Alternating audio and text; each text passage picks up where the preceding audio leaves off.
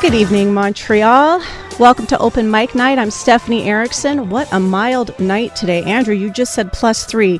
Amazing. It's so nice outside. I didn't even have to wear my gloves. After I parked my car and I walked into the studio, it was great. We got a really diverse night here. I've got lots of different topics that I'm going to talk about. Yesterday, and I'm sure everybody has heard the story over the last week, but yesterday I was watching some videos of some of those young gymnasts who were making some statements to the doctor from the medical doctor from the gymnastics team, the U.S. gymnastics team, Larry Nassar, as he's being convicted on some counts, many counts actually, of sexual abuse. And, I was starting to think about how much power coaches have over kids. I mean, he was a doctor, but obviously we've heard a lot of these stories as well with coaches. And it made me think of some situations that I've been in where I've seen some coaches, behave inappropriately towards some kids when they were playing a sport, not necessarily sexually, but in other ways. And we're going to be talking about that a bit later. In the second hour of the show, I have the dog whisperer himself coming in, Graham Smith.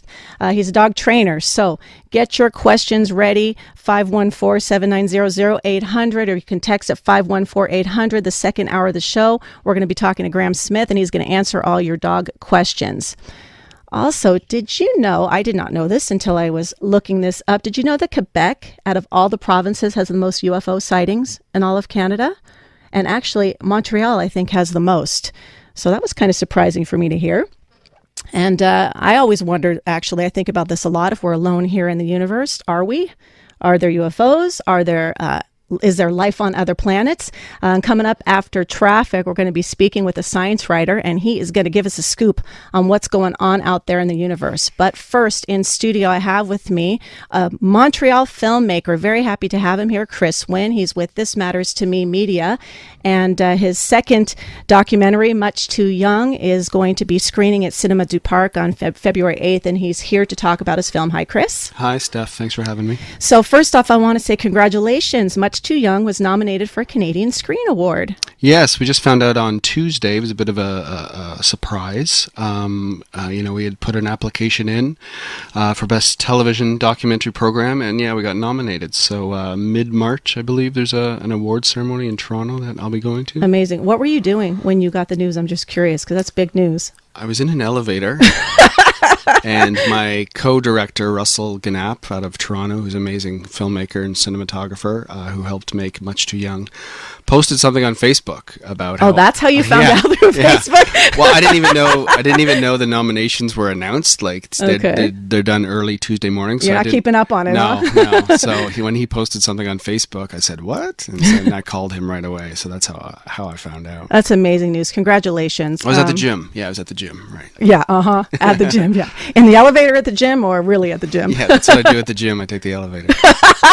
Very good exercise. So this is your second documentary. It's called Much Too Young. Just quickly, your first documentary was in 2009, and that was Forgetful Not Forgotten, and that was a story about your father who had Alzheimer's disease, right? Yes. Okay, so it was kind of your own personal journey as a caregiver. It was more about my mom and my dad, and us as a family, but didn't really focus on... I focused on myself to a certain extent, but what I wanted to do with Much Too Young was really focus on younger caregivers. But so the first film was more about a family's journey. Okay, so that was the first film. So the Much Too Young, you just said it's about young caregivers. Yes. So when you're talking young caregivers, what age are you talking about? So in the film, we were lucky enough to document 4 families. 3 in Toronto and 1 here in Montreal, and all with parents diagnosed with early onset Alzheimer's. And early onset just means diagnosed under 65. Okay. In fact, one of the fathers has frontal temporal dementia, and everyone in the film was diagnosed in their early 50s. So they have children. God. The children range from oldest was about 29, and the youngest is 13. Oh yeah. Okay. Yeah. Okay, so. Now, as a documentary filmmaker, you're like catapulting yourself into people's personal lives. I kind of almost think, I did see Forgetful Not Forgotten, by the way, and I have actually seen Much Too Young. And I'm imagining as a filmmaker, you're in these people's living rooms, in their lives. What is it like for you to be like, it's almost like a reality show. You're witnessing things happening, but it's not scripted, like I think reality shows are. What is it like for you to like be in those very personal situations? Well, it's a process, for something as personal as Much Too Young. We were lucky enough. We were a small crew, myself, as I mentioned, Russell, who was also cinematographer and co-director, and one other guy, sound recordist, Chris Miller, the three of us. We wanted to keep it that small because you don't want to intrude on someone's life. No. And as hard as it is to, for anybody to have a camera pointed at you, first of all, they knew that these families knew I had been through it before. They'd all seen the film I made about my dad. So that was, helps. There's a certain amount of trust there already. Yeah. But it was still a process for us to just hang out with them. We obviously just didn't walk in and start rolling. Like we sat down with them. We had coffees. Like every morning, we'd sit with them, talk. They got to know us. Know about our families. Like you kind of have to open up to them. Yeah, for sure. You have to be vulnerable yourself. Yeah. That's Chris Wynn talking. He's a filmmaker here out of Montreal. His second documentary, Much Too Young, is going to be screening at Cinema du Parc on February 8th. This is Open Mic Night. I'm Stephanie Erickson. Chris, you're just talking about having to be in these, or not having, choosing. This is something that you're choosing to do. Be in these families' homes. Now they're in a very vulnerable situation, these young caregivers, and how do you get them to agree to participate? Did you have to call 50 families in order to get 4, or how did that work? It was a long process for sure. It was a lot of research and talking to families, and again telling them that I had been through it, but then actually sitting down and having dinner with them, letting them know that all these families were a lot like me, meaning they got to a point where they wanted to tell their story because they feel like there's not enough being done in the community, there's not enough support, there's not enough, a lot of different things, and so they all want to get their stories out there, especially these younger people in their 20s and teenagers. They really wanted to tell their story. So it did take some time. Some different families said yes, some different families said no. We had a couple families where not everyone in the family was in agreement. And are you able to still do that? No. Okay, we you just say no. We need everyone to be 100% on board, or it's just not going to work. That's Chris Wynn. He's talking about his film Much Too Young. Chris, I know a bit about filmmaking, not much, but a bit. How many hours of footage? Because the documentary, okay, first of all, before we get to the hours of footage, how long were you shooting? Like in the time period, from what day to what day? I mean, not exactly, but how many months? It started early 2015, and we finished filming summer of 2016. Okay. With about 40 or 45 days, 40 days or something like that. Okay, but over about a year and a half time. Yeah. How many hours of footage did you guys end up with? Oh, I don't know exact numbers, but I mean probably over 100, 150, something like that. Oh my God. Like to me, that would be the hardest part of being a filmmaker is it's really exciting. You're filming and filming and filming, and then you're like, oh my God, I have all of this in front of me. How do I go through it? There's really nothing exciting about being a filmmaker. As you're filming stuff, you're kind of taking notes mentally, thinking like, okay, this is important. What they just said is important. What, the action that just happened, this is, so you kind of do that. But again, it was an amazing team that put this film together, and it really is a whole team, and you need that team, like the editor and everything, to tell the story. So after a while, the story just sort of comes to you. That's amazing. I can't wait. I'm going to go to the screening. So, Chris, if people want to go to the screening, Cinema du Parc, February 8th, how do you get tickets? You can just go to the website, cinemaduparc.ca. Or just go to there's a Facebook page as well, or just go to Cinema du Parc and search for Much Too Young. This is also presented with the Alzheimer's Society, and AGI, which is Alzheimer's Group Montreal, are presenting it as well, so you can go to their Facebook pages. And, okay, great. Well, I look forward to being there. I'm looking forward to seeing it again on a big screen as well. I really want to know if we're alone out here in the universe.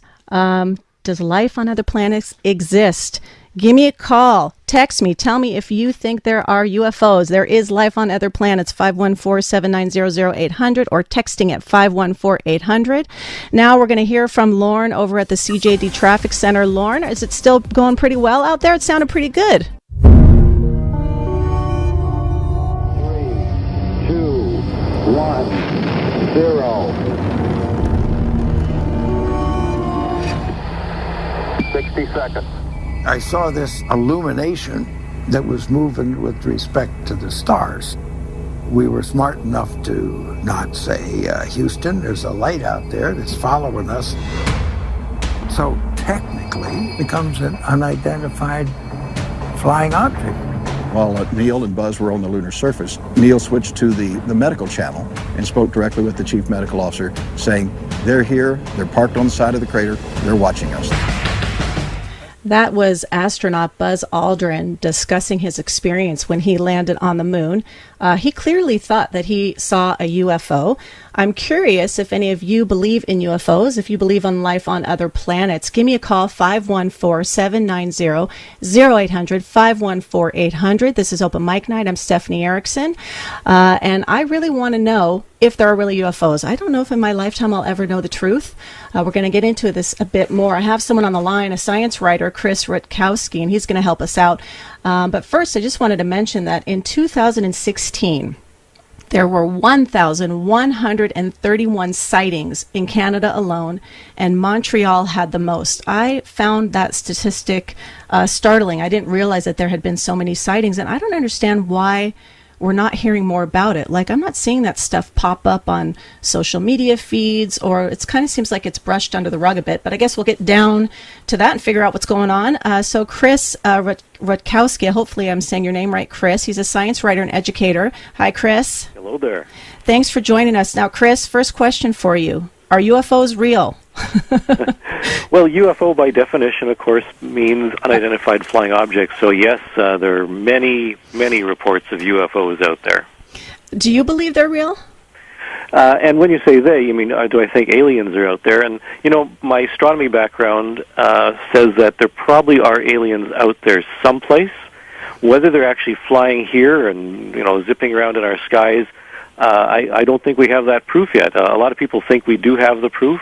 There's a lot of interesting things that people have reported seeing, but I don't think we actually can say with any true definitive view that aliens are definitely here. So it's interesting you're talking about saying that we don't have proof. I want to get into that in just a second. But when people are reporting that they're seeing things, because we know people certainly make these reports, what are the kinds of things that they're talking about that they see? Well, typically the very, very typical UFO report that we get, and we do get them every day, is of a simple light in the sky. And sometimes there are, people will take some cell phone video or just some shots.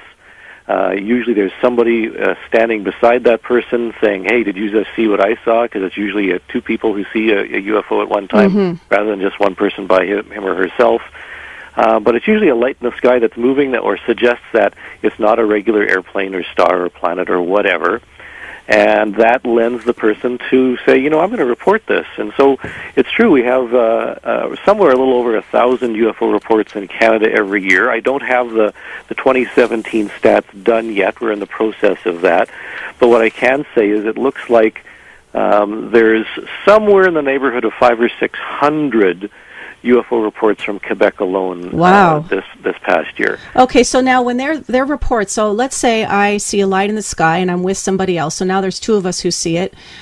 Who do I call to say that I saw this light, and who investigates it to see whether or not it was even real, or if it was an airplane, or whatever, the Goodyear blimp in the sky, whatever it might be? Well, there's a number of groups in Quebec who are actively looking for UFO reports. They're convinced that there's something out there, and they'll gladly accept your report. You can also call the RCMP. People still contact the Air Force, or they can contact myself or a number of other individuals across Canada. There's a group called MUFON, which is a mutual UFO network based in the States. I saw that, yeah. There's an organization called the National UFO Reporting Center, which is based actually in the States in Seattle, that has collects UFO reports from around the world. So there are quite a few groups out there that are interested in hearing from you if you've seen a UFO. And certainly, in terms of Canadian UFO reports, I'm interested. Yeah, well, for sure. We're speaking with Chris Rutkowski. He's a science writer and educator, CJAD800, Open Mic Night. I'm Stephanie Erickson. Chris, we've got a caller, Devin, on the line, and he says it's almost impossible that aliens don't exist. So, Devin, why do you think that aliens are out there? Have you seen something? No, I haven't seen anything, but I think in terms of the sheer magnitude of the universe, it's so unlikely that our tiny little planet is the only one that has had life on it. Because just in our galaxy, there's billions of stars, and maybe not all of them have their own solar system, but if even millions of those have that, then that's already a huge chance. And we're not the only galaxy in this universe. There are billions of those. So Right. I think that it's almost impossible that aliens don't exist somewhere. But if they visited our planet or not, that I think is way less likely, and I'm not sure about that. Thanks for calling, Devin. So that's an interesting point, Chris. I wonder what your response is with that. So Devin, he's not sure if they visited this Earth or not. And maybe a lot of people have the same opinion that, yeah, the universe is so large and there's all these different galaxies, so there must be life out there, but maybe not here yet. Do you think that's where most people fall, or do you think people are either like, yes, there's life, or no, there's not? Well, there's been a number of polls done not just in Canada, but the United States and other countries, asking people exactly that question. Do you believe that aliens have come to Earth? Do you think there's life out there? And there is a very significant number. I think it's actually a majority of people believe there's life out there somewhere, according to the polls. But, as for coming here, that's another matter. And the percentage drops down a bit, but we're still up there in a neighborhood of about 25%, depending on which polls you're talking about. Okay. That's Chris Rutkowski. This is CJAD800 Open Mic Night. He's a science writer and educator. I want to hear, we're talking about whether or not UFOs are real, what you guys think. Give me a call, 514-790-0800, or give me a text at 514-800. Would love to hear if you think if UFOs exist or not. So now we're talking about UFOs, but of course there's also like life on other planets as well. We're talking about people or objects or, I don't know, aliens, whatever words people want to use. There is a lot of evidence, quote unquote, that people are saying is out there. So just on that note, Chris, if I make a call, I say that, let's say, for example, I was walking in the forest and I saw this, big open space, and it looked like, something landed on the ground, all the shrubbery and foliage around it was burned. Is someone, and I call it, let's say, the RCMP, is someone going to actually go and investigate it? I would say yes, in general, because there are individuals. I know the Mutual UFO Network actually has, they actually have training for their investigators for exactly that reason, to take samples and whatnot. There also are a number of other organizations in the United States that have come up to Canada as well to investigate, and a number of private investigators will also come and do things like take samples. But the problem is doing the proper analysis, and what do you look for? I mean, because let's say, the leaves, like green little bodies lying on the ground. Well, there were green little bodies, that's one thing, but it's things like, the leaves were burned. Well, there's a lot of things that can burn leaves, so that alone doesn't prove that aliens are there. But there have been some cases, fascinating cases in Canada, where there's been some strange evidence. In Manitoba, for example, in 1967, a fellow was burned by a flying saucer, for lack of a better word. Really? And it was investigated by the Canadian Air Force, the United States Air Force, the RCMP. Everybody and their dog had a piece of this thing.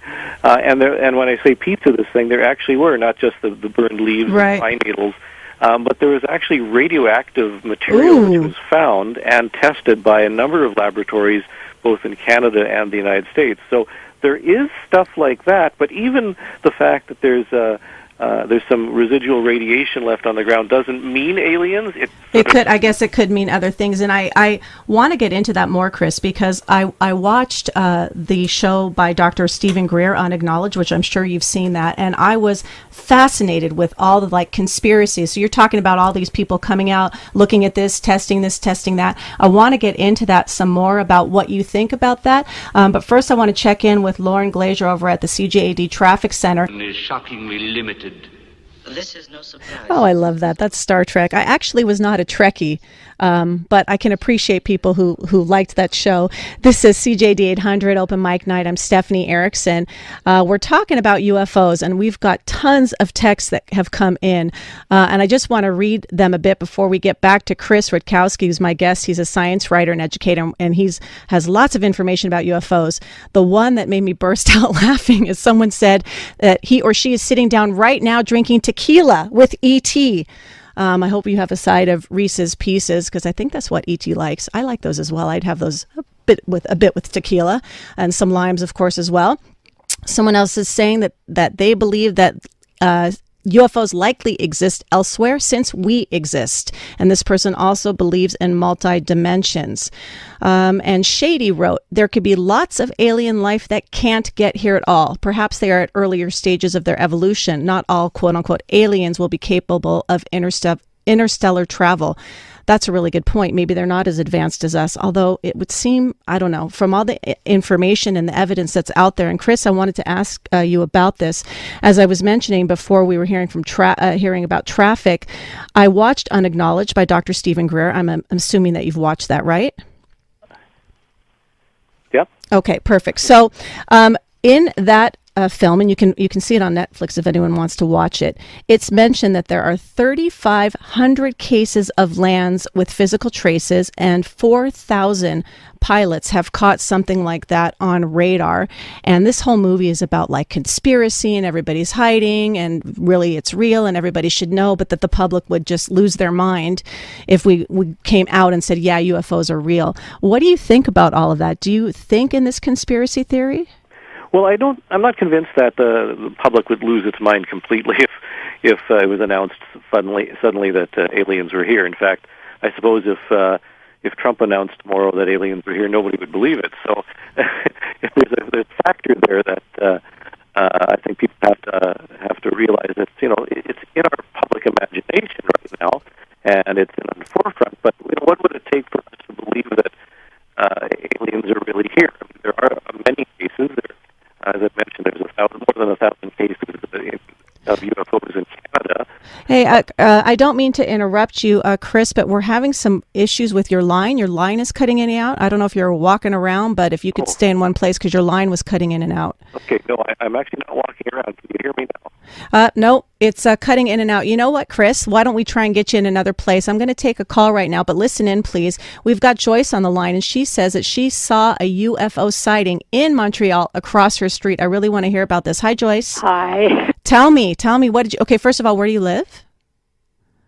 Like in what area of Montreal? Just to tell you, I am studying ufology at McGill presently. Okay, and you personally have seen something? I had not seen anything resembling a UFO my entire life, and I have always felt deprived for not having done so. I was cleaning up from my brunch on July 22nd, looking out the window. July 22nd last year? This past July 22nd, 2017. And looked out my window and saw something flying horizontally directly across the street from my window. Now, I'm on the third floor, so it wasn't high, but it wasn't that low either. Okay, so let me play devil's advocate for a minute, Joyce. You're listening to CJAD800. Stephanie Erickson here, Open Mic Night. We're talking about UFOs. Mm-hmm. Joyce, you said you saw something, but you also said that you're studying ufology at McGill. So devil's advocate, perhaps did you think you saw something because your mind is wrapped around this concept? Absolutely not, because I've been studying the subject for so many years and have always felt deprived for not having seen what other people are describing. Well, I saw something that nobody has described. I've read about 2,000 UFO reports, and nothing describes what I saw. It looked like a grill or a grate or part of a fence, and it was going completely horizontally across. And I said, that's strange. It must be really windy, and this must be debris flying up from the street. Well, let's hear what Chris has to say about that. Thanks, Joyce, for sharing that story with me. Chris, hopefully our line is better here. We were talking about all the evidence that's out there, or allegedly out there, according to this unacknowledged film done by Stephen Greer. So what were your comments on that? Because you were cutting in and out. Yeah, sorry about that. I mean, there is some evidence. There are a number of physical traces that have been recovered from places where UFOs have been seen. Sometimes they're little pieces of metal. Sometimes they're burned and charred materials. And again, it's interesting, but the problem is that they don't, shout aliens. It just says these are things that have been left behind or found as a result of this. So right. the physical evidence that aliens are here really is still lacking, although the closest we can get is something like radar traces or pilot observations that are both visual and on radar. And there are a couple of cases like that are interesting. In fact, just before Christmas, there were some reports of an American study that was funded by the Pentagon to study pilot reports, and that's received a lot of attention. But the videos that were produced or that were publicized with them, they're less convincing than I had hoped. They're fuzzy lights in the sky that could be anything. Right, but the pilot reports themselves, I mean, there are pilots who report things. I mean, we've had cases, as a matter of fact, of a flight between Ottawa and Toronto last year where Porter Airlines was flying along, and they had to take evasive maneuvers. Oh, really? With oh, my God. That's got to be scary for someone who hates to fly. This is, hang on, Chris, I want to ask you something, because you're talking about these pilots and radar, and I want to focus on that and go back to this unacknowledged film, because they mention this kind of stuff. This is CJAD800. Stephanie Erickson here, Open Mic Night. We're talking to Chris Rutkowski, and he's a science writer and educator. Now, Chris, you were talking about how there's no evidence of aliens. There's all this radar, but seeing this unacknowledged film, they are talking about this conspiracy where there actually has been like bodies of aliens recovered and they're being hidden. I mean, do you have any suspicion that there might be a conspiracy, or you really just think that that's like hogwash and no, we really don't have the evidence? Well, I mean, I won't go far as to say it's hogwash, but I don't think we have that evidence. There's a lot of stories going around that the aliens are the bodies are there somewhere. The old story about the aliens in pickle jars somewhere underneath somebody's desk. Well, let's put that out on the table at the next family dinner. Yeah, exactly. Gross. Yeah. But we just don't have that. Those are wonderful stories, and we just don't have that proof. And or at least we're not being shown that proof if it is out there. I don't know. Absolutely. Yeah, it's not. We haven't been shown the proof, and we just don't have a good lead on where that proof might be. So they're great stories. But I'm a little more skeptical than that.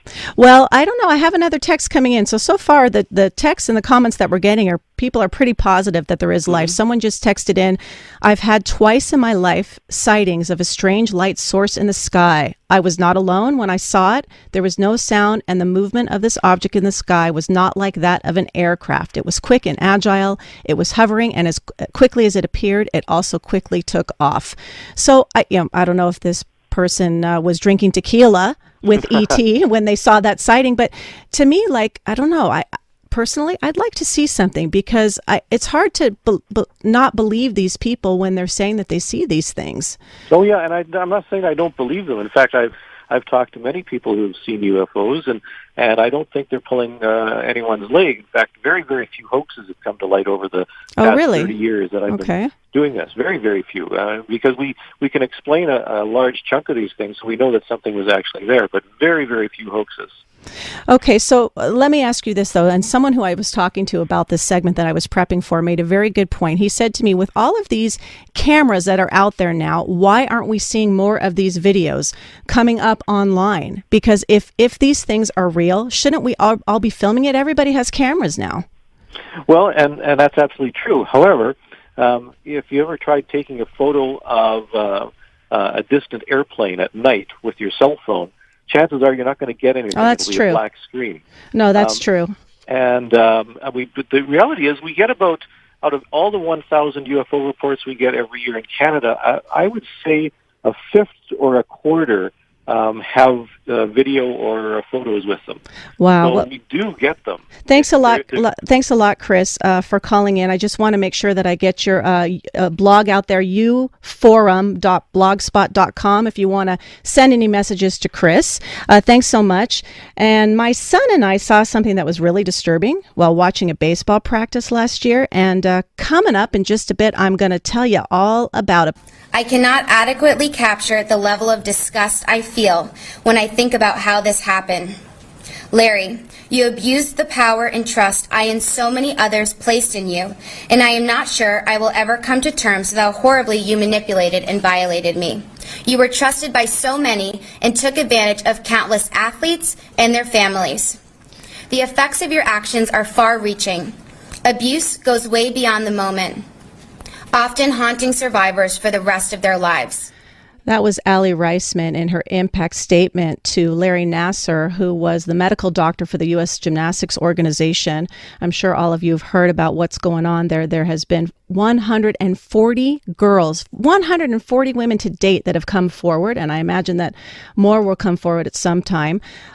Boy, is that impressive that she got out there and made that statement. All these young women who went out and made statements directly to him. Pretty impressive. This is Open Mic Night, CJAD800, Stephanie Erickson here. I was very disturbed when I saw this with the USA Gymnastics Organization.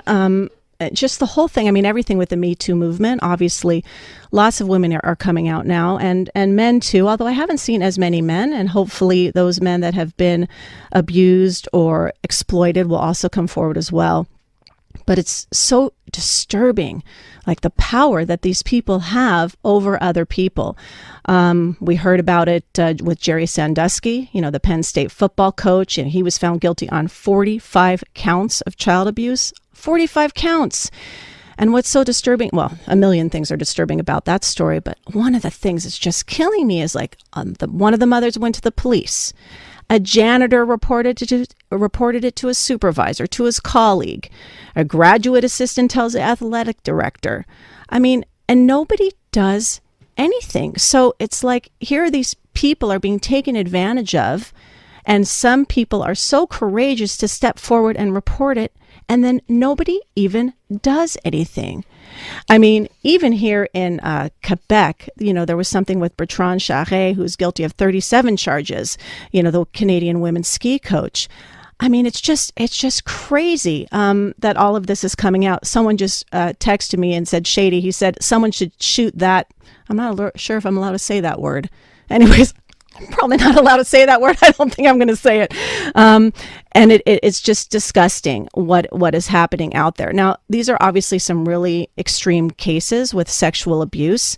But as this has been coming out in the news, I've been thinking more and more just about the relationship between coaches and athletes and the power that these coaches have over these young athletes, not only those that have, Olympic dreams and who are, working towards a professional career, but even just young kids, like my own kids.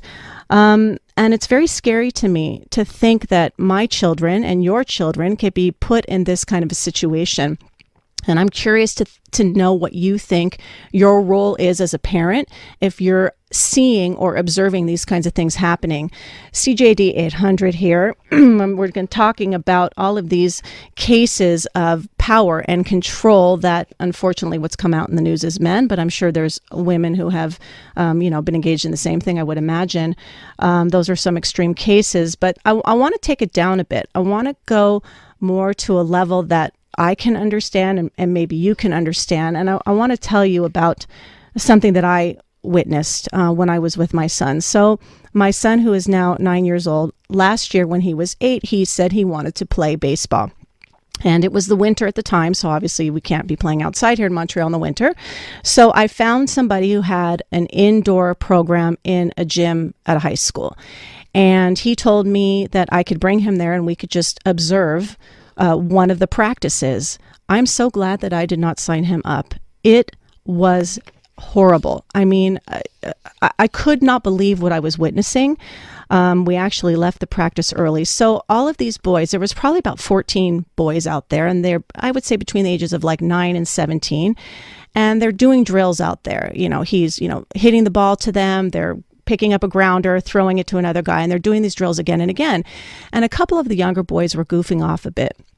The coach stopped everybody, and he probably spent, I would say, at least 6 minutes just yelling at the kids and saying things like, you're an idiot. You're such a jerk. Are you going to be a jerk your whole life? Is this how you're going to behave? What's wrong with you? You're embarrassing yourself. You're embarrassing me. Stop acting like an idiot. I mean, it was like a tirade towards these poor boys.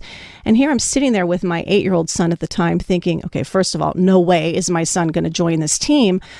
But what was so surprising to me is that there were other parents there watching, and those were their boys out there, and nobody did anything. What do you think your role is? If you would have been one of those parents watching that situation, what would you have done? text me 514-800. Give me a call, 514-790-0800. I want to hear about what you would do, what you think your role is.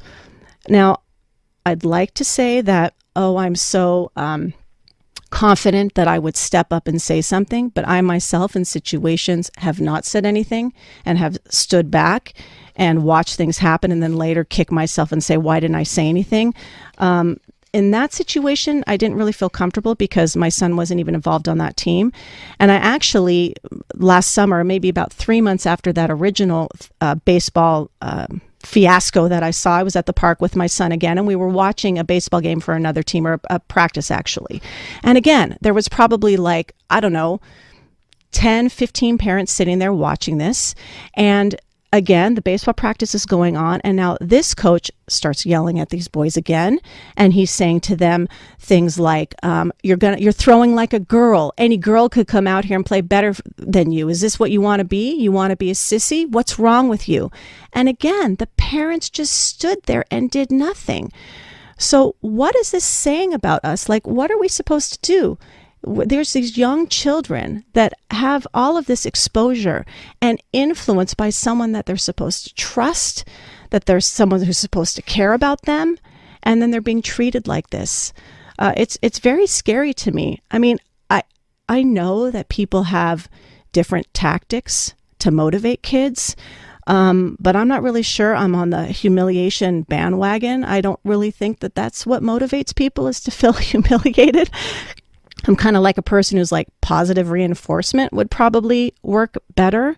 But at the same time, as a parent, we also have to kind of sit back and let the coach be a coach. I know that when my children are playing sports, I don't want to interfere.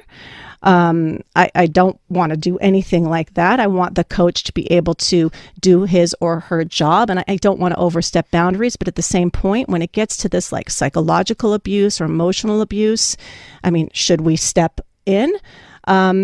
Someone just texted me, kids need discipline. When I was in Cub Scouts 20 years ago, if we acted up, there were consequences. I'm curious to know what those consequences were. And Shady, thank you, Shady. You're being a part of the show, texting in. You laughed and said that the coach would hate to meet your wife. She's a natural defender of children. Well, good for her. I'd like to meet her too. Anyway, food for thought. What is our role with our kids and coaches? Now, I want to know if your dog is chewing up your shoes or perhaps jumping all over your guests, peeing all over your house. Well, coming up, I've got Graham Smith coming in. He's a dog trainer, and he is going to let us know the rules and regulations to keep your dogs in order. First, though, we're going to hear from Andrew. Welcome back, CJAD800. I'm Stephanie Erickson. This is Open Mic Night. So if you're out at a bar with your friend and she starts making out with some other guy that's not her husband, what are you going to do? You going to tell her husband? Are you not going to tell her husband? Is it about loyalty to your friend? Is this a moral dilemma? What are you going to do? Well, we're going to talk about that coming up. Also, I feel super lucky because I don't have that much trouble falling asleep. I mean, I'm not like my husband, who literally is asleep before he even actually lies down. He's so lucky. It takes him 10 seconds. It takes me a bit longer to fall asleep, but not so much trouble falling asleep. But if something wakes me up in the middle of the night, I'm done. That's it. I'm awake for the rest of the night. It's so hard to fall back asleep, and I want to know what I'm doing wrong. So also coming up, we're going to be speaking with a sleep expert named Tracy Braunstein. But first, got a friend in the studio. Okay, so everyone's heard of the horse whisperer, right? You know, someone who can understand the needs and inner workings of a horse. Well, the dog whisperer is sitting right across from me. I've got Graham Smith in here. He's with Barkbusters Montreal. Hi, Graham. How are you, sweetheart? I'm doing great. So I met Graham back in September when we got a puppy. So I know that I needed help, and I'm someone who is extremely organized. So I called Graham even before the puppy came, which is not a surprise to anyone who knows me. And I have to say, Graham, I really liked you right off the start, but I did think you were kind of weird. Do you want to know why? Why is that? Because you told me that I have to think about my cute little puppy like a wolf. And as long as I could understand the behavior of wolves, I'd be fine in being able to discipline my dog and get it all moving. What is this about a wolf? And here we are 5 months later. Was I right? Okay, fine, you were right, but still, explain it to me again. Why a wolf? So basically, the evolution of dogs, they're domesticated wolves. So 15, 20,000 years ago, there was nothing called dogs. It was just wolves. The wolves that were the least afraid of the humans lived closest to the humans. Those wolves had a higher survival rate because there was less predators around, plus they ate better because they ate the bones and the garbage the humans threw away. Because of that, they had more pups. Those pups had a higher survival rate for the same reasons. Absolutely. Yeah. And then those pups saw the interaction between their parents and the humans. They got less afraid, so they moved closer. So all dogs, Chihuahua, Pit Bull, everything in between, share 99.97% of the same genes as gray wolves. Yeah, but don't us humans share genes of like other animals, but we still act like humans? So like what is the theory behind that? If we think of our dogs like a pack animal, like a wolf, and everything that we do for them is going to, I guess, get a better behaved dog, I imagine a happier dog, a better dog emotionally with connecting with the family. I mean, why is that? I understand what you're saying in terms of the sharing of the genes, but I don't quite get it because we share genes also with other animals as well. So what's the difference? Well, we've probably evolved more than dogs have in terms of... God, I hope so. My dog drinks urine out of the toilet. Like I'm hoping I'm more evolved than my dog. Some days I wonder. So we can't really compare humans and our evolution with dogs and their evolution because it's a lot shorter and that evolution hasn't really changed as much, if you like. But the dogs and wolves share all of those genes, and we know three things about the genetic programming of wolves. They're carnivores. They live off a diet of 90% meat, 5% fruit, 5% vegetables. We know they're den animals. They live, eat, and sleep in a small little hole in the side of the hill. And number three, we know they're pack animals. So everything that we teach at Barkbusters is based on that genetic programming, which is why the system is so successful for 28 years, 14 countries, a million dogs. 14 countries, oh my God. Because we think, and we teach people to think like their dog, and the root of that is thinking like wolves. This is CJAD800 Open Mic Night. Stephanie Erickson. I'm sitting here with Graham Smith. He's with Barkbusters Montreal. If you have a question for Graham about your dog, how you're going to get your dog under control, or a question like how do you get your dog to stop drinking urine out of the toilet because it's totally disgusting, give us a call, 514-790-0800, or you can text your question, 514-800. So now you're talking about the genetic programming, and that's what we should be thinking of. But I find that like people humanize dogs, right? We impose all of our feelings. Like my poor little dog just got neutered. He's got a little cone on his head, and I'm constantly feeling sorry for him. But he may not even know. He might not be self-conscious. He's just having a harder time moving around. Is that like imposing our views or our feelings on dogs? Is that creating problems with training and getting your dogs to behave? Absolutely. One of the big risks is to anthropomorphize. We put emotions on dogs. Say that word again. Anthropomorphize. Okay, I got to write that down and look it up. So we put human emotions on dogs that they're not capable of having. The good news for us is that what I teach is that dogs are like Oprah Winfrey. They live in the moment. And right now, if you're petting your dog, he's the happiest dog in the world, and he doesn't think that, well, 2 days ago I had surgery and my stomach's kind of sore. He's living in that moment right now, and he's loving that attention that you're giving him. That is one thing that I have to say that I absolutely love about animals, and I wish I could take that into my own life because it is true. It's like, oh, we're outside. Yay, let's play outside. Oh, we're eating food. Yay, let's eat food. I mean, there's just like, there's no problems in their life. And for a dog, I guess, who's domesticated and in a home, I mean, he or she has really got it made. Well, listen, I always say to people that when I come back, I want to come back as one of my dogs. So the life is good for a dog. Yeah, life is really good for a dog. So you have dogs. How many do you have? I have 3 dogs that we have, and then we're fostering 2 for a friend of ours, and then we babysit customers' dogs. And around Christmas, I think we had 12 primarily golden retrievers in our house. 12? Yeah. Oh, my God. Don't tell my neighbors. Oh, my God. There's got to be some rules and regulations about having that many dogs in your house, no? Well, I'm sure that there's a city limit, but the good news is the 12 dogs don't bark, and they don't jump, and they don't cause any, any disturbances. So whether you have 2 barking dogs or 12 that don't bark, I understand the regulation, but don't tell any of my neighbors. Okay, and we will make sure that no one's listening right now as well. That's Graham Smith with Barkbusters to tell you who the neighbor is that has all those dogs. This is CJAD800 Open Mic Night. I'm Stephanie Erickson. So, Graham, you have dogs.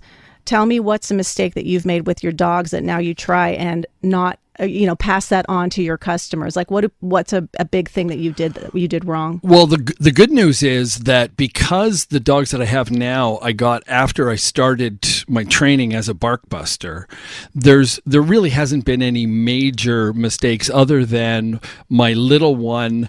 When I came home the first time, she picked up a bone and started to make like a trumpet noise. A trumpet noise? Yeah, through the bone. So it amplified it. Okay. And I thought this was the funniest thing I've ever heard. And I thought, my God, at least somebody's happy that I'm home. So I was encouraging her to do it. You're not the first man that I've heard say, at least the dog is happy I'm home, actually. Not my husband hasn't said that, but my neighbor's husband has. So anyways, go on. So I thought this was really funny, and I would encourage her to do it because I just thought it was hilarious. All's fun until you're late coming home. Let's pretend it's 4:00 in the morning and you were out with the boys, and you were supposed to be home. You promised you'd be home at 1:00, and you come through the door at 4, and guess what happens? The trumpet is sounding. Absolutely, and then it's not fun anymore. So that would probably be the biggest mistake that I made, was encouraging her the bad habit. Yeah, and it's hard because they're so cute and they do things, and then you laugh and you want and you pet them or whatever, and you smile, and then of course they want to do it again. We had a text that come in that asks if your dog should sleep in your bed. So we're going to get to that, but first we're going to hear if those closures are still causing some problems on the road. What's going on, Lauren? Welcome back. You're listening to CJAD800. Stephanie Erickson here. This is Open Mic Night. I'm in studio with the king of dogs, Graham Smith with Barkbusters Montreal. I say that from experience because he's been helping us to train our cute little puppy, which he's very hard to train because he's really, really cute. If you have any questions about your dog and you want to see maybe how to get some of those disgusting behaviors like drinking urine from the toilet out of his repertoire of behaviors, give me a call, 514-790-0800, or you can certainly text 514-800. Okay, so tell me, someone asked me if dogs should sleep in your bed. I really want to hear that the answer is yes, because this is something that there's a bit of a disagreement in my house about. Should or could is the difference. Okay, should. Should. They are pack. Okay, so wait, let me use your theories. They're pack animals. So they want to be like close and cuddly in their den, right? No? So why do I think you're trying to convince me? So, I am. So truth be told, our dogs sleep on our bed. Oh, and okay. when we had the 12 dogs, I'm going to guess 10 of those dogs slept on the bed. Where were you? On the bed with the 3 cats as well, by the way. Did you sleep? Yeah, absolutely. So I'm like your husband. I fall asleep before I fall asleep. So here's my philosophy of dogs sleeping on beds. They have to earn the right. And how they earn that right is by showing us 2 things. The first thing is that they're clean, that they're not going to pee and poop around the house when you're not supervising them at night. Okay. And the second, that they're not going to break stuff. So once we get to that point with Jagger, absolutely 1,000,000%. He's going to be in your bed. He's going to be cuddled up. No, he won't. Or the kids. Yeah, in the kids' bed probably, yeah. But yeah, absolutely. It's a real joy, but in my opinion, they have to earn that, because if you bring them in there too early and they don't have respect and they don't want to be in their dens, which people call a crate, that we call a den, during the day when you're not there to supervise them, then that can be problematic. Talk about that, Graham, because this is a lot of people have their animals running around the house during the day, and until I met you, the other dogs that I've had, that's always how it was. And you really discouraged that. You really encouraged us to keep Jagger in his crate during the day, and you're talking about him feeling like he needs to protect the house. Can you explain that a bit to me? Because a lot of people don't have any issues with their dogs during the day running around the house. So why does it make a difference? So the first problem that we have with dogs in houses during the day without any borders or without any confinement is they get bored bored, they chew on an electrical cord, and that's true. And or they get into all kinds of trouble, and you left your reading glasses out, and you come home, and lo and behold, they got chewed up. Whereas if you have an area where the dog feels safe and secure, and that you know that it's dog proofed, then that's step number one. Step number two is that dogs love small, dark places.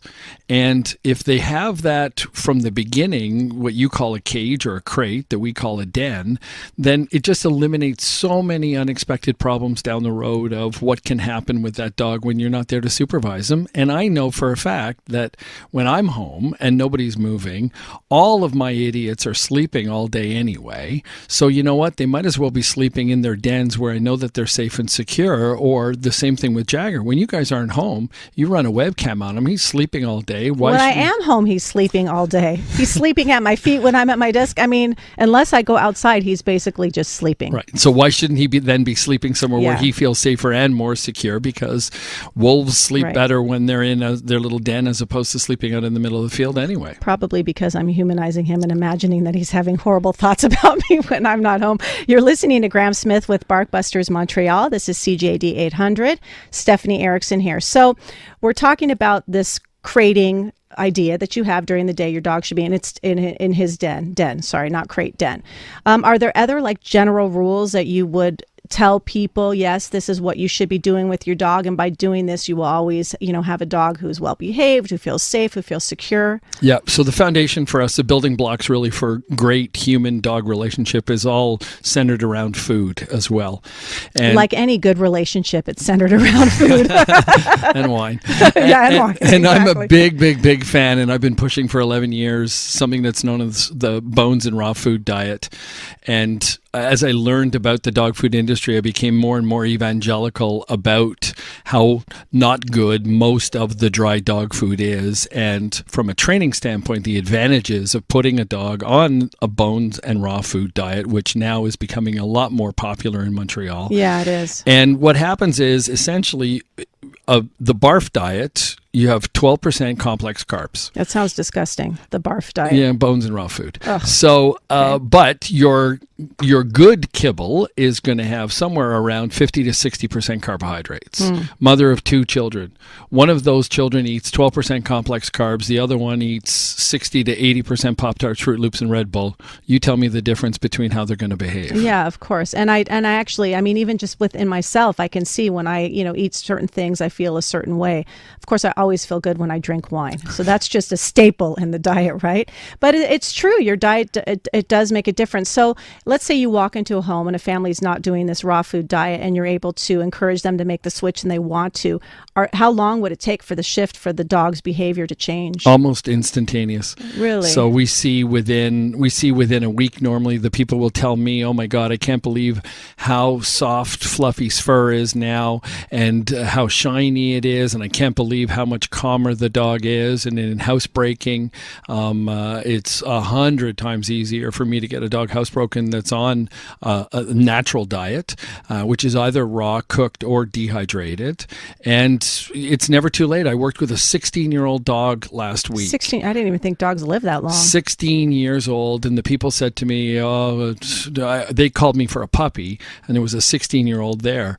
And I said, I could fix that dog in 2 seconds. And they went, no, we hired everybody, we tried everything, forget it, you can't. And about a minute and a half later, the dog stopped barking at the doorbell, hasn't barked since. And in the interim, they put the dog on the bones and raw food diet that a lot of people are afraid to switch an older dog. And the owners have said to me, this is the happiest days of his life right now, because he's eating so much better, and they're so much happier feeding him that natural diet. And if anybody's interested, if you have Netflix, I encourage everybody to go and watch something called Pet Fooled. I'm going to watch it. The first documentary really out there about the pet food industry, which is a $58 billion unregulated industry. And or there's a free documentary on YouTube called A Dog's Breakfast. Okay. And they're really good starting places for people to start to learn about what it is you're feeding. That's Graham Smith with Barkbusters Montreal. Stephanie Erickson here. Someone just texted in. Graham, I want to see what you think about this. Someone said, we have a 1-year-old Rottweiler on a raw food diet. So the behavior we found strange is that she tries to eat her poo. Yeah. Is that normal? Well, my dog drinks his urine. If that helps you at all. So, or my urine, not his, mine. so the technical term is crepophagia. Oh, and you and your big words. Sorry. And so it's really gross for us. But in the dog community and the wolf community, it's actually something that's quite natural. So what happens is that the dog that's how the mom cleans up the pen. So wherever the pups are, if one of those pups is pooping in the pen, how mom deals with it so that they don't get disease is mom will eat the poop. But then how does she not get the disease? Well, I don't know about how she doesn't get the disease. I'm not a vet, but that's just what happens in nature. Okay. She eats it, then takes it out, and either it comes out one end or it comes out the other. So it's a learned behavior that dogs have because they watch their mom do it. Number one. Number two, dogs that aren't on it's rare for me to see this with a dog on the raw diet because dogs will eat poop as a source of protein. And then the last reason why they do it is, believe it or not, it tastes good for dogs. And you know this because don't tell me that you're doing this at home to clean up your own pen with your 12 dogs running around. Graham, if people want to get in touch with you, what's the best way? I know you have a Facebook page, Barkbusters Montreal. How else can people get a hold of you? Call my cell phone 24 hours a day, 514-592-1222 or barkbusters.ca. 24 hours a day, you're going to answer your phone. Pretty much. I'm like Richard LaPointe. I can always be reached. And so the only time I turn my phone off is when I'm in a lesson and out to dinner with my wife. Wow. Amazing. Well, that's good for you. And thanks, Graham, for helping us with our dog You as well. guys are amazing. Thank and you you are perfect customers. We love working with people like you. We are perfect customers. Okay, so now, pretty soon, we're going to be talking about what you're going to do when you're out at a bar and your friend starts making out with someone that's not her husband. Now, I personally have never been in that situation, or at least never witnessed it firsthand, but maybe some of you have, and I want to hear what you think. But first, we're going to head over to the traffic center. What's going on on the roads, Lauren? This is CJAD800 Open Mic Night. Stephanie Erickson here. Welcome back. So imagine that it's a Senka set and you're at a bar with your friend. Or friends or colleagues, let's say. Let's say colleagues. You're at a bar with colleagues, and across the room, you see your friend's husband, and he's sitting around with what appears to be some of his colleagues. So hey, I'm going to go say hi to him. You get up, you start to walk across the room, and then you notice another woman walking out of the bathroom. She goes down and she sits on this guy's lap, and they start cozying up, start kissing, and you're looking at this going, oh my God, this is my friend's husband. What am I going to do? I want to hear what you would do. If you were in that situation at a Senka set and you saw that, what would you do? Give me a call, 514-790-0800. 514-800 is the text. So the first thing that I think about when I saw this is like, would I pull out my phone and take a picture or even take a video? I mean, it's pretty crazy to do that kind of stuff nowadays with everyone having phones. Like back when I was young and would do stupid things like this, there weren't phones out there that people were recording. I had a flip phone and the one like with the really long, oh God, I can't even think, antenna, the really long antenna. Well, of course, those phones aren't around anymore. Now we've got videos that everyone's taking. So what do? Do you record it? Do you take a photo?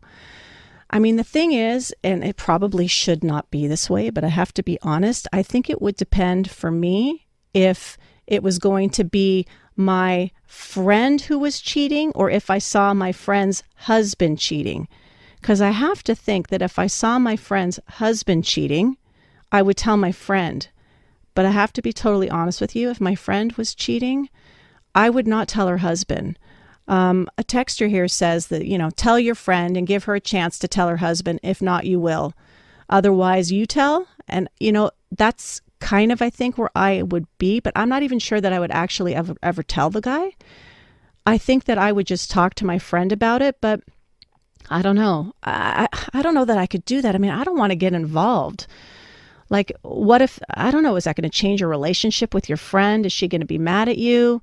Although, I don't know, does it matter if she's mad at you or not? Okay. Oh, this is perfect. We've got Frank on the line, and he's a dating coach. Oh, perfect. He's going to give us advice. Frank, so tell me, what do you do? Do you recommend that someone just goes right over and like confronts this guy, or takes a picture and sends it to somebody else? What should I do if I'm in that situation? Hi, Stephanie. Well, the first thing that I would point out is until you know for sure that this is an act of infidelity, it would be best not to take any actions which could be embarrassing or damaging to their relationship. But how could it not be an act of infidelity? There's someone who's getting, hooking up with someone who they're not married to. Well, at least 20% of the population practice consensual non-monogamy. Consensual non-monogamy. Is that like, what does that mean? That means that a couple has agreed to partake in a relationship structure where monogamy is not the norm. And they may give each other permissions, and those permissions are fairly flexible. All right, did you just say 20%? Actually, the number is closer to 21-point-something%. There were two studies done. Oh, my God. And 21-point-something% in both times came up that people were actively practicing consensual non-monogamy. So for all we know, they may have an arrangement that you as a friend may not be privy to. Most people who practice consensual non-monogamy are not out about it amongst their friends and family. That's true. And you know what? I have to tell you that I learned maybe about 2 months ago, someone who I know who was telling me that he's involved in open relationships. And I was shocked. He wasn't approaching me, asking me to be with him or anything like that. He was just talking to me about his own dating process. And he was saying, of course, that that's very hard for him to find dates because of these open relationships. So, okay, so your advice is first, you need to figure out whether or not it's an agreement that they have. So let's say your friend says to you, no, we don't have that agreement. I mean, what do? You go to the guy who's sitting there hooking up with someone else, or do you ask your friend casually, oh, by the way, do you and your husband have an open marriage? Well, first of all, there's two different situations here. If it's you and your friend is the one who is actively being unfaithful and they're not in a consensual non-monogamous relationship, bear in mind, and I'm just going to say this to protect the people who do practice consensual non-monogamy. A number of times, those couples would rather pretend that they're cheating than admit that they're practicing consensual non-monogamy, because for some reason, them cheating is more socially acceptable, depending on the circumstances, than to actively say, well, actually, my partner knows what I'm doing and it's okay. I think you're making a good point, because I think that I would be way more embarrassed to tell someone that that was my relationship versus saying I was cheating. And it sounds really weird to say that, but I would have to agree with you. Hang on the line for a second, Frank, because I want to read some of these texts. So hang on there, and maybe we're going to have a minute to get back to you. So someone just texted in and said that he or she thinks it should be the same if your friend was cheating. So I guess they're referring to when I said it would be different if it were my friend that I knew was cheating, or if it were her husband that I caught. And I agree, in theory it should be the same, but honestly it wouldn't be, because if it was a girlfriend, I don't know, I would just feel like super loyal to my friend not to say anything. And it's not to say that I wouldn't talk to her about it, because I would, and I would talk to her about the consequences of it, and if she has kids, what could that mean? I don't know, but at the same time, if I saw her husband cheating, I cannot imagine that I wouldn't get involved. So then let me think about this. Let me think about, what if my husband was cheating and my friend saw him? Would I want her to tell me? Yes, I would. I think. I know that sounds totally weird too, but I'm not so sure, because maybe I want to pretend that I want to be like in my little happy marriage bubble and assume that everything's okay, and I wouldn't want to have that bubble popped. I don't know. I'm not really sure if I would want to know. Another text that came in, someone said, I was married for 32 years to an abusive, lecherous cheat. Oof, doesn't sound like a good relationship. I would have walked up to them and said, my, how interesting, and walked away, let him stew. Now, that would, I guess, leave that person in a very uncomfortable situation, and I bet they would be stewing and sweating and wondering what they're going to do. Another texter here said, well, if they are not openly polyamorous, then they should be more discreet with their other partners, not sitting on laps in bars. Okay, so I guess that means, like, if you're going to make those choices, don't put your friends in that uncomfortable situation or your colleagues and do it in a public place. Go somewhere private where no one's going to see you and then have to decide what it is that they would do or not do. Frank, you have any thoughts on any of these comments? The one thing that I can say with absolute certainty is never allow yourself to be used as an excuse for someone who's being unfaithful. That is a very key element here. So by that you mean, like, if my friend said, okay, yes, now that you know that I'm going out with whatever Bob, I'm going to tell my husband that I'm with you, but I'm really going to go see Bob. Is that what you're talking about? Exactly. That's the one thing you want to stay out of, because you may not agree. With practicing non-monogamy. You may not necessarily agree with the lifestyle. You may not agree with the person cheating or not. However, you don't have to take an active role in an act of cheating. And that's the main thing. If your friend tries to involve you by saying, come on, be my alibi, that's where you need to step away from it. Because if someone is that blatant about their cheating and now they want to involve you in this... now you're getting yourself into a really difficult situation. If they're willing to violate trust of their life partner, they'll eventually turn on you as well. Oh, boy. Okay, so that's why I always advocate, if the person is really clear, yes, I'm having an affair, don't become their alibi, and you may need to question, do you want to even be friends with someone who would do this to a life partner? Because if they're willing to do it to them, they'll eventually betray you. That's true. How are they going to betray you? Thanks a lot, Frank, for calling in and giving your advice. I want to end with this last text that came in. I love it. Bubbles always burst. What goes around comes around, which is the Justin Timberlake song that we were just playing when we came in. It's true. What goes around comes around. Coming up, I'm going to ask a sleep expert about why when I wake up in the middle of the night, I can't fall back asleep. I want to hear the answer. But first, Lauren, tell me what's going on the roads. Hopefully the closures, things are like flowing more, or are we still having problems? That's me, working like a dog, a hard day's night. That's probably why I can't sleep. Stephanie Erickson here. It's open mic night. CJAD800. Thanks for joining me. So I was mentioning that I can fall asleep pretty well. I actually used to struggle with falling asleep, but nowadays I can fall asleep quickly. Quickly, I say maybe that's like 7 or 8 minutes, but that's probably quickly according to a lot of people's standards. But if I wake up, if something wakes me up, like the kids or now the dog or my husband snoring, whatever it might be, that's it. I'm like done for the night. I cannot fall back asleep. And I was looking into this, and according to Stats Canada, 35% of people 18 years or older have trouble falling asleep or going to sleep, and 1/3 of us are sleeping less hours than are recommended. So clearly, we're all doing something wrong. So I'm hoping that we're going to get some answers here. I have Tracy Braunstein. She's a sleep expert on the line. Hey, Tracy. Hello. Good evening. How are you? I'm awake. Hi. I'm not sleeping. I haven't fallen asleep yet. Tracy, what am I doing wrong? Why aren't I falling back asleep?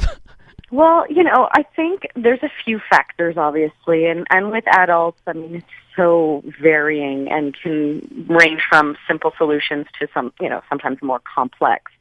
But what I always, and I get asked this a lot, like, oh, what can I do? What can I do? And look, you've got to go back to the basics of what we call sleep hygiene.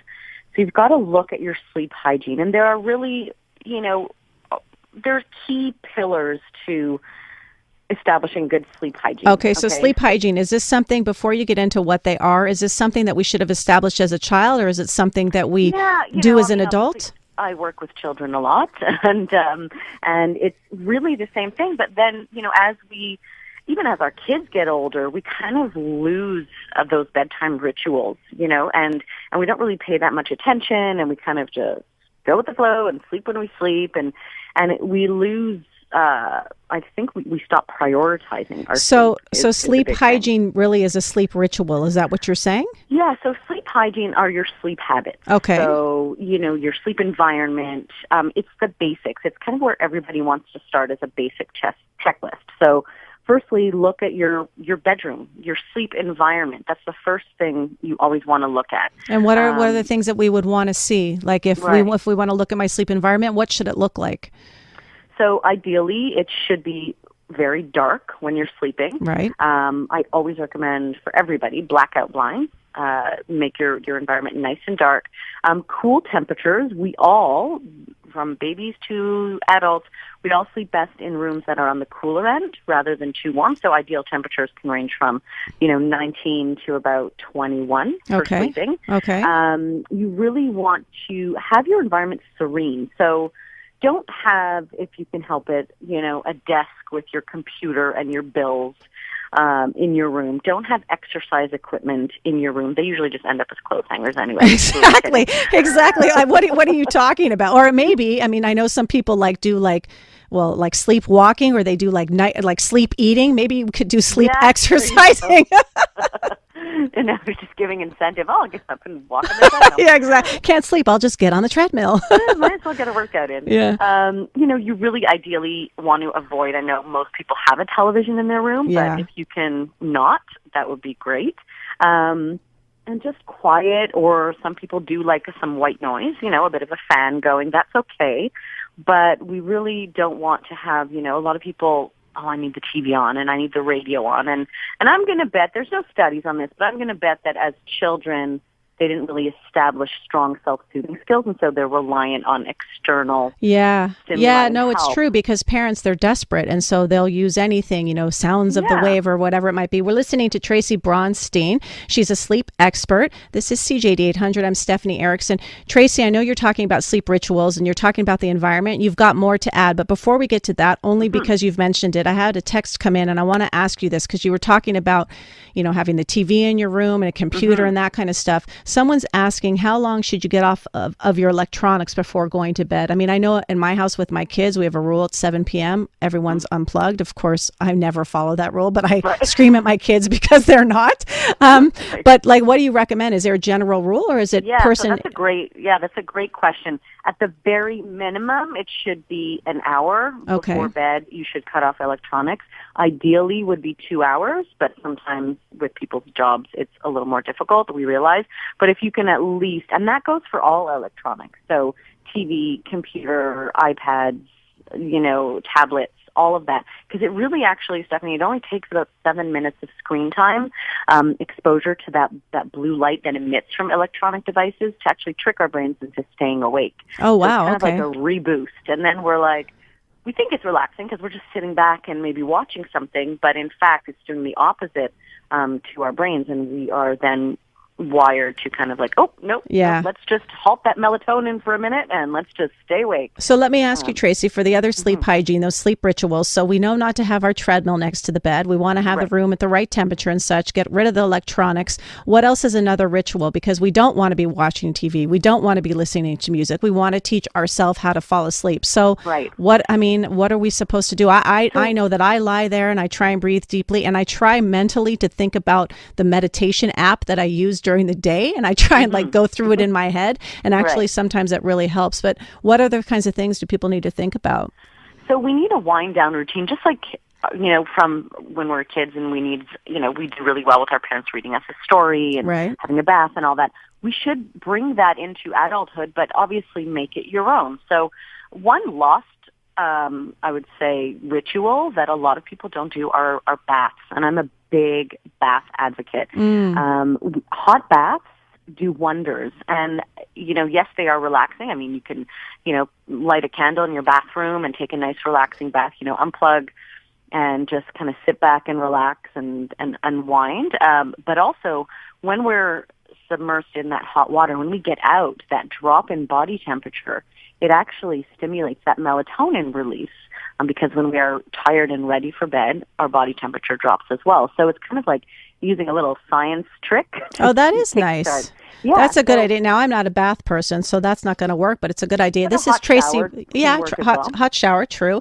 Tracy Braunstein on the line here. She's a sleep expert. CJAD800, Stephanie Erickson here. Okay, so this texter wants me to ask you, because we had a dog expert on earlier. I don't know if you were listening, and I was asking about my dog sleeping in my bed. What's your thoughts on that? Should animals be in your bed, or is that part of the problem? Well, look, I mean, technically they shouldn't, although I got to say, I'm guilty. My dog definitely does. The sleep expert says technically they shouldn't, but my dog's in my bed. Look, if they don't disturb, right, he doesn't disturb me. He knows he goes at the foot of the bed, and it's no-go zone. But some dogs hog the bed, and then we end up sleeping so uncomfortably and on the edge, to not disturb the dog. But really, then it's harming your quality of sleep. But that's kind of like your kids too. Your kids can do the same thing. They can hog the bed, and then you don't sleep. Yeah, well, don't get me started on that. That's a whole other topic. Okay. Well, that's another show. We'll talk about kids in your bed. Exactly, okay. Exactly. So someone just texted in and said that this person takes a hot water bottle to snuggle up to. It doesn't snore or expel gas. That cracks me up. It's true. Those gaseous smells in the middle of the night can wake you up. You're like, oh my God, what's going crack on? The window. Just crack the window open when it's not -30. But yeah, so hot water bottle. I mean, but everybody can have their own thing, but you need your own. Some people want to do some meditation. Some people might want to do a little bit of yoga. Some people just want to read a book, like paper, not a book. Not people a read books with actually right? whole Remember books. the type that you can turn the page. Reading the coloring books. If you want to draw, you want to journal, you want to color with those adult coloring books. There's a lot that we can do. Pretend you have a power failure. We get creative with that. We have candles. We converse. Yeah. So the important rituals. thing though is that ritual. So I guess you have to sort of train your brain and your body that this is the routine that I need to use in order to fall asleep. Well, yes, and what will happen, it will actually prepare your mind and body for sleep because it's routine, right? It's predictability. So that bath, and then we know that we're unwinding. We're not getting out of the bath and oh God, I got to check my emails now, because that just takes you into a whole other mindset. Now, obviously, not every night you're going to be able to do this, but if you can make it a priority majority of the time, then it's going to help. So, ideal sleep environment, a nice bedtime routine that relaxes you, and that can be customized. And then just making sure that you're working with proper timing of sleep too is another piece of the whole sleep hygiene thing. So real quick, Tracy, let me just ask you, because we're not going to have lots of time yet. What do you do if you wake up in the middle of the night? Can you give me something very quick in 20 seconds? What do you do if we wake up in the middle of the night because your routine's not there? Yeah, don't pick up your phone. It's easy now. All it does is it programs us to just kind of have that interrupted night sleep. So get up, try to just kind of stay in bed, deep breathing, relax. If not, get up, walk around, a little bit. Not on the treadmill. Do something else. Not on the treadmill, but avoid the electronics. Our go-to now is we roll over and we turn our phone on, and that's true. The worst thing we can do. Now, if you want to get some more information from Tracy, you can find her at www.sleeptightsolutions.com. Thank you so much, Tracy. My pleasure, and have a good night's sleep. Thank you. Yeah, I'm going to try. Thanks so much, everybody, for listening in. It's been a great show, and thanks again for listening. Good night, everyone.